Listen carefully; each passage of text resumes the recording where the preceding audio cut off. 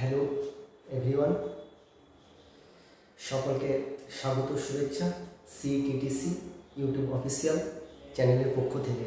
আজ আমি আবারও হাজির হয়েছি আপনাদের সামনে। চলুন আজ একটি নতুন ইউনিট নিয়ে হাজির হয়েছি। আমার যে কোর্স এবং কোর্স নেম কি হচ্ছে যে language across the curriculum. Course code হচ্ছে 1.1.4।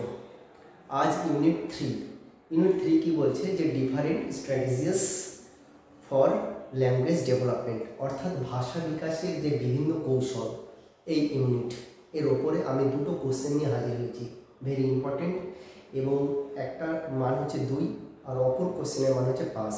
একদম সহজে আমরা কিভাবে লিখব। ফার্স্ট যে কোশ্চেন, যে শ্রেণীকক্ষে মিথস্ক্রিয়া বলতে কি বোঝেন, ওই একটা কোশ্চেন। আর একটা কোশ্চেন হচ্ছে যে শ্রেণীকক্ষে মিথস্ক্রিয়ার যে উদ্দেশ্যগুলো সেগুলো কী কী। তাহলে হোয়াট ইজ ক্লাসরুম ইন্টারাকশনস। আর আরেকটি যেটা কোশ্চেন বলছে যে কি যে what are the aims of classroom interactions, অর্থাৎ যে শ্রেণীকক্ষে যে মিথস্ক্রিয়ার যে উদ্দেশ্য। তাহলে চলুন যে শ্রেণীকক্ষে মিথস্ক্রিয়া বলতে কি বুঝি একবারে সহজে আমরা শিখব।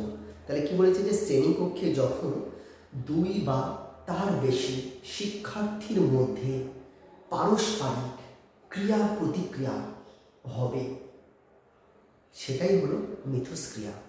মানে 2 বা তার বেশি শিক্ষার্থীর মধ্যে ক্রিয়া ও প্রতিক্রিয়া ঘটবে বা হবে, সেটাই হলো মিথস্ক্রিয়া শ্রেণীকক্ষে। যেহেতু শ্রেণীকক্ষে বলেছে, নেক্সট আমরা যে 5 নম্বরে চলে যাব, যে কি যে শ্রেণীকক্ষে মিথস্ক্রিয়ার যে উদ্দেশ্যগুলো রয়েছে তা হচ্ছে নিম্নরূপ। 5টা পয়েন্ট দেবো, 5 নম্বরের জন্য 5টা পয়েন্ট। 1 নম্বর কি বলতে পারি যে শ্রেণীকক্ষে যে মিথস্ক্রিয়ার যে উদ্দেশ্য রয়েছে তা হলো 1 নম্বরের জন্য আমরা কি বলতে পারি যে শ্রেণীকক্ষে শিক্ষার্থীর গুণগত মান বৃদ্ধি করা। 2 নম্বর শিক্ষার্থীদের আত্মবিশ্বাস তৈরি করা।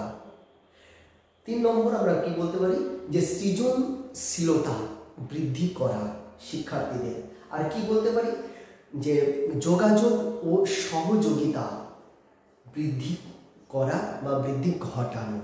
নেক্সট আমরা কি বলতে পারি যে আত্মবিশ্বাস, এটা যে আত্মবিশ্বাসের একটা মর্যাদা সেটা হচ্ছে তৈরি করা। আর আমরা কি বলতে পারি, আর একটা বলতে পারি যে আমরা শ্রেণীকক্ষে যে ইতিবাচক যে পরিবেশ, সেই পরিবেশটাও আমরা হচ্ছে রাখার চেষ্টা করি। তাহলে এইগুলোই হচ্ছে যে কি না হচ্ছে শ্রেণীকক্ষে মিথস্ক্রিয়ার উদ্দেশ্য। আশা করি বুঝতে পেরেছেন পয়েন্টগুলো। একদম ইজি এবং একদম সহজ ভাষায় বলে দিলেন। ঠিক আছে, নেক্সট দিন আবার দেখা হচ্ছে আপনাদের সঙ্গে, আবার নতুন একটি ইউনিট সাব ইউনিট নিয়ে। ওকে, সুস্থ থাকবেন।